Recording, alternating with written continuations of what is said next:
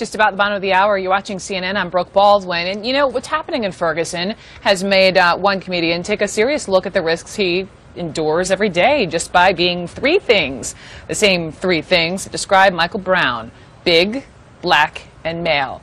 Here's a quote from comedian W. Kamau Bell in Vanity Fair. He writes this: "Simply put, I am afraid of the cops because I am black. To raise the stakes even further, I am male. And to go all in on this pot of fear, I am 6'4" and weigh 250 pounds. I have been endowed with the triple crown of being killed for no good reason: big, black, and male." W. Kamau Bell joins me now live. Kamau, thank you so much for coming on with me. I appreciate it. Thank you for having me. You know, listen, what happened in Ferguson and how you feel about, to quote you, being, you know, big, black, and male. This isn't news today. This is something that you have felt for a lifetime. Well, yes. I mean, I've always been black and male. The bigness came later in high school. But, you know, my mom always prepared me for that. When I go out into the world, I had to be aware of the fact that I was a black male. And this is since I was a child. You know, and so as I move through life and I become 6'4" and I'm a big guy, I'm just aware of the fact that currently it feels like America feels like big black men are ticking time bombs. And I have to be careful of how I move through the world. As you're moving through the world, tell me the story you wrote about in Vanity Fair about when you were trying to buy, what was it, an ice cream bar? Ice cream sandwich? Yes. Yes, and It's It ice cream, which is a delicious ice cream. And I went out at 12:30 at night, which is late, but not too late. And I decided I wanted some ice cream. And I live in a very sleepy neighborhood in Berkeley, but there were some unsavory characters around that, by my eye, unsavory. I don't know that they were, but I'm aware that time of night, people aren't normally out buying ice cream.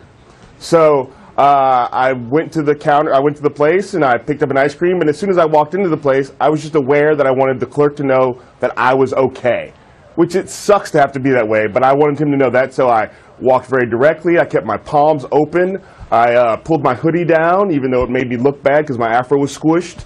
And I very clear. This is all I thought in my head, Brooke. And I wanted to be clear that I was there to buy ice cream, not there to do something else, because I knew that anything weird happens, he might think I'm there for something else. But then there was a weird thing that happened, which was he said one price, you misheard him for another, and what, he pulls a gun. Well, in my mind, this all happened in my mind. This is what you envisioned. Yeah, that he told me $2.25. I heard $1.25. I gave him $2 bills, and he started to hold them and look at them in a way like he was, like, my perception is that he was worried something would happen.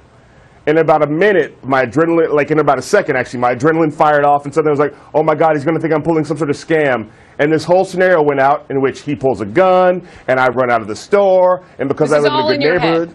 This is all in my head, all in my head. The cops stopped me. I'm waving an It's It. I'm screaming about, I didn't mean to steal it. And then suddenly, you know, I'm another dead black man. And this is all in my head. I get that. But it has been put in my head by society is why I wrote this Vanity Fair article.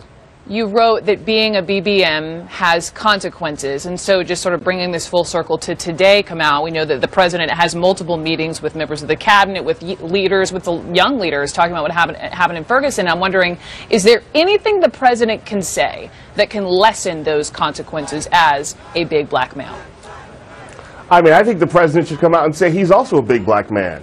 And that if he wasn't the president surrounded by the Secret Service, he would also have to have that fear.